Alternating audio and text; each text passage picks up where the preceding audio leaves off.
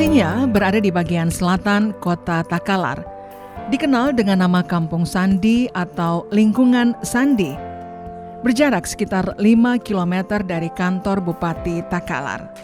Deng Siama siang itu tampak sibuk melayani calon pembeli sambil sesekali menghisap dalam-dalam rokoknya. Ya, dialah pemilik dan sekaligus pembuat gerabah Omega. Di halaman depan lapak, tampak gerabah-gerabah hasil buatan Deng Siama bersama keluarganya. Sementara di bagian belakang pondok gerabahnya merupakan area pembakaran gerabah dan pengecatan. Dulunya menurut Deng Siama, produksinya hanya gentong, pot, alat dapur. Sampai akhirnya dirinya mulai banyak melakukan inovasi. Dan pada tahun 80-an mulai menggunakan cat.